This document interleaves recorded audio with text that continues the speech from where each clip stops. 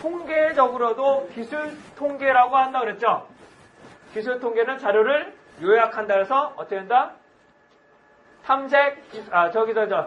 대표값과 산포도를 본다. 뭐라고요? 대표값과 산포도를 본다. 자, 종단조사와 횡단조사라고 나온다. 뭐라고요? 종단조사와 횡단조사를 한다. 종단조사와 횡단조사는, 종산조사는 지속적으로 조사하는 거고, 횡단조사는 한꺼번에 조사하는 거다. 한꺼번에, 한 번에, 한 시점을 조사하는 것들은 횡단조사라고 하죠. 자, 종단조사라고, 점점 마찬가지 가네. 자, 종단조사는 세로종, 지속적으로 조사한다는 종류석이라고 보시면 되고요. 패널, 추세, 코호트, 맞나요? 패널, 추세, 코호트, 뭐라고요? 패널, 추세, 코호트. 패널은 아예 고정시켜 놓고, 하지만 얘네 문제점은 뭐라고요? 중심 효과와 상질의 효과가 있다. 추세 효과는 유사한 집단에서 무작위로 선정한다. 유사한 집단에서 무작위로 선정한다. 즉, 제가 비슷한 집단을 선정해서 거기서 어떻게 된다고요? 무작위로 선정한다. 이걸 뭐라고 한다? 추세조사. 혹은 18개월 된 한우를 조사하기 위해서는 18개 된 한우를 그때마다 조사하는 방법. 이걸 뭐라고 한다? 추세조사다. 근데 정확하게는 지속적으로 조사는 종단조사하고는 좀 다르겠죠. 원래는 어떻게 돼요? 그 사람 집단을 이렇게 추적조사를 하는 건데 추세조사는 어떻게 돼요? 내가 한 시점에 대해서 그 집단에 속하는 집단을 조사를 하기 때문에 정확한 집단에 대한 추세조사, 종단조사는 아니다. 근데 반복해서 조사할 수 있다. 그래서 조사 대상자가 이미 변경될 수 있다. 코호트 조사는 뭐야? 동일한 시점에 동일한 경험자. 그래서 동년배 조사라고 한다. 그렇죠? 네, 넘어갑니다. 자, 횡단조사는 한 번에 조사하기 때문에 단면조사라고도 한다. 그래서 시계열 조사는 종단조사에 속한다. 자, 설명적 조사는 인과관계를 밝힌다. 그렇죠? 인과관계를 밝힌다. 종속변수가 고정값일 경우는 어떤다? 인과관계를 밝힐 수 없다. 그 다음에 5규준과 3조건이 있습니다. 뭐라고요? 5규준과 3조건이 있습니다. 자, 5규준을 보죠. 5규준은 뭐라고요? 일치법, 차이법, 일치차이병렬법, 잔여법, 상방변련법 이런 것들이 있죠? 자, 일치법은 뭐라고 말씀드렸어요? 하나만 같을 때. 일치법은 뭐라고요? 하나만 같을 때. 차이법은 하나만 다를 때. 일치차이병렬법은요? 차이법, 필요 없는 것부터 제끼고 그 다음에 공통점이가 하나만 찾아내는 것들을 뭐라고 한다? 일치차이병렬법. 잔여법은 하나씩 빼고 나머지 있는 것들은 잔여법. 마지막으로 공병법 이런 것들이 있고요. 그 다음에 추론의 3조건이 매우 중요합니다. 이게 추론의 3조건이 매우 중요한데요. 자, 추론의 3조건은 시간적 선호성, 공동변화, 허위관계 통제. 뭐라고요? 시간적 선호성, 공동변화, 허위관계 통제. 시간적 선호성은 뭐라고 말씀드렸어요? 뭐가 먼저 변해야 된다? 독립변수가 먼저 변해야 된다. 뭐가 먼저 변해야 된다? 독립변수가 먼저 변해야 된다. 그거에 따라서 결과가 바뀌는 걸 뭐란다? 공동변화. 다시요. 독립변수의 변동을 통해서 종속변수 변동이 변하는 관계. 이걸 뭐라고 한다? 인과관계를 한다. 자, 원인이 일정한 방향으로 변화되면 결과가 일정한 방향으로 변화되는 관계. 그래서 시간적 선호성, 공동변화. 허위관계는요. 외생변수는 허위관계. 외생변수는 철저하게 통제시켜야 된다는 거죠. 그쵸? 네. 자, 여기를 보시면 독립변수와 종변수가 동일하면 안 된다는 부분도 말씀을 드렸고요. 자, 외생변수를 통제하는 방법은 제거, 균형화, 상쇄, 무작위. 그렇죠? 제거, 균형화, 상쇄, 무작위. 이런 것들을 외생변수를 통제하는 방법이 있었습니다. 제거는 아예 못 들어오게 만드는 방법, 균형화는 비슷하게, 그 다음에 상쇄는 순서를 바꾸는 거, 그 다음에 마지막 무작위는 조사 대상자에게 편중되지 않도록 만드는 것들을 무작위라고 말씀을 드렸죠. 아까 전에 좀 가설 때 까먹은 게 있네요. 가설. 그 다음에 가장 끝에 있는 게 법칙이라고 그랬죠. 이론하고 법칙이라고 그랬죠. 가운데는 공리. 가운데 중에 공리. 그 다음에 정리. 그 다음에 명제. 이렇게 보시면 여러분들 찍는데 별 무리 없으실 거예요. 자, 다음을 보시도록 하죠.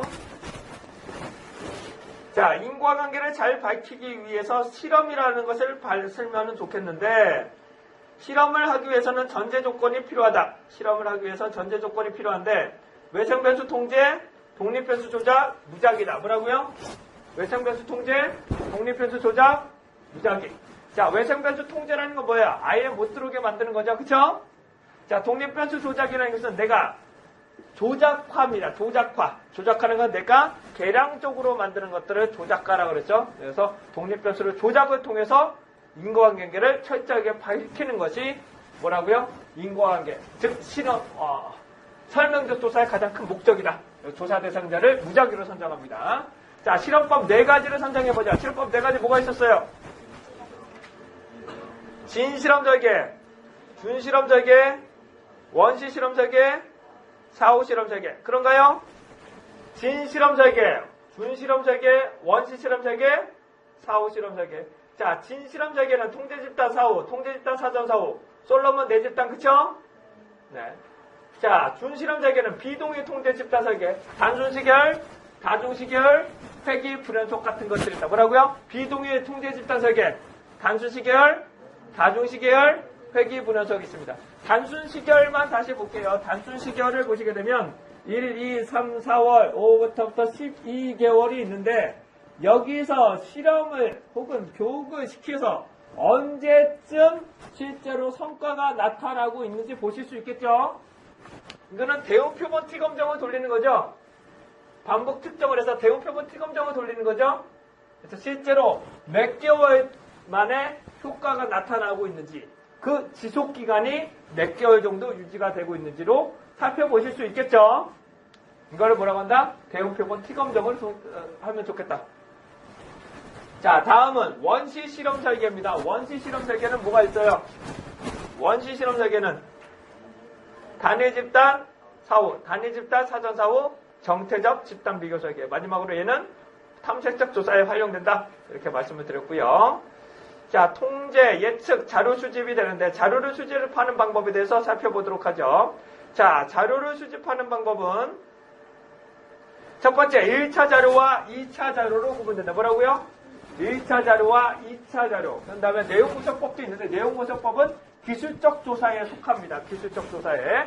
자, 첫 번째 1차 자료는 뭐였나요? 1차 자료는 우와, 자기가 직접 일해서 우와 2차 자료는 이미 발표된 거를 한다. 이미 발표된 거는 2차 자료다. 2차 자료에 우선적으로 좋은 점은 뭐가 있을까요? 2차 자료의 좋은 점. 우와, 진짜 많이 좋아졌어. 2차 자료와 뭐라고요? 비용과 시간이 효율적이다. 그 다음에 내가 가야 할 방향을 가늠할 수 있다. 가늠할 수 있다. 그래서 판례 같은 것들이 상당히 중요하죠. 판례들을 보시고 우리가 또 따라가는 방향으로 보기 위해서 이것들은 2차 자료라고 하고요.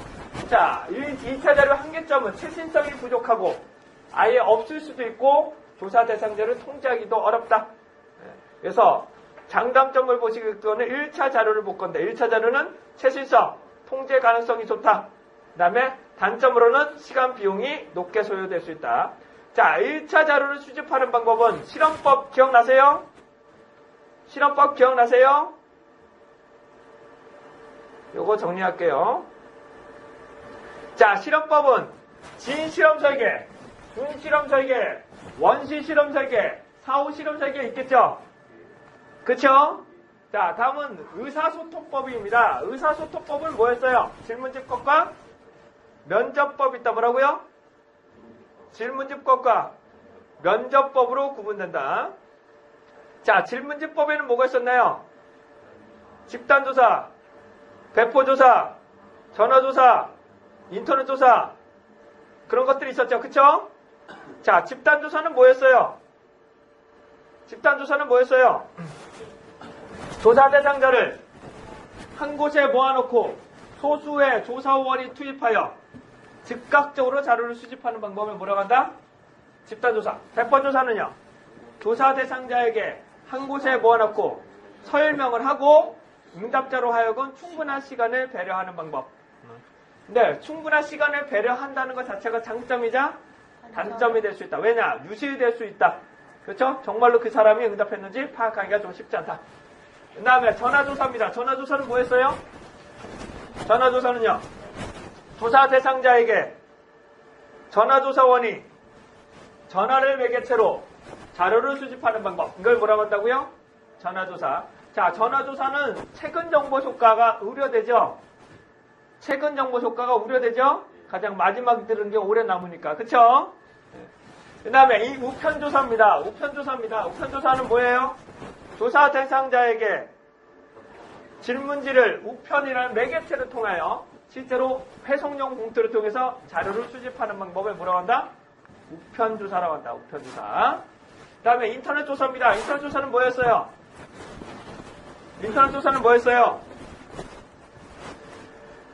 조사 대상자에게 질문지를 인터넷이라는 매개체를 통해서 자료를 수집하는 방법을 뭐라고 한다? 인터넷 조사. 마지막으로 그 외 조사는 ARS, 스마트폰 조사, 코린 조사, 출구 조사 이런 것도 있었죠? 자, 코린 조사는 뭐라고 한다고 했어요? 방송 중에 청취자의 의견, 그 다음에 투표 후에 유권자의 선택을 하는 것들은 출구 조사 이런 것들을 보시면 됩니다. 자, 그 외의 것들은 여러분들이 기출문제를 보시면서 파악을 좀 하세요. 그 외의 것들은 기출문제를 보시면서 파악하는 게 더 좋습니다. 나머지 것들 너무 집중적으로 공부하시면 좀 힘들어요. 다음은 면접법에 대해서 살펴보죠. 면접법. 자, 면접법이란 뭐라고 말씀드렸어요?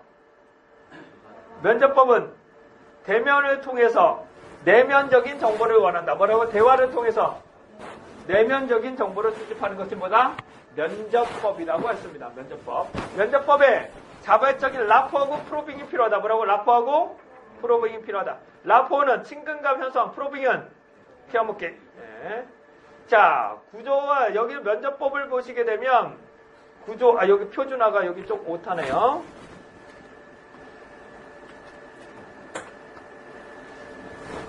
자, 구조화 면접법.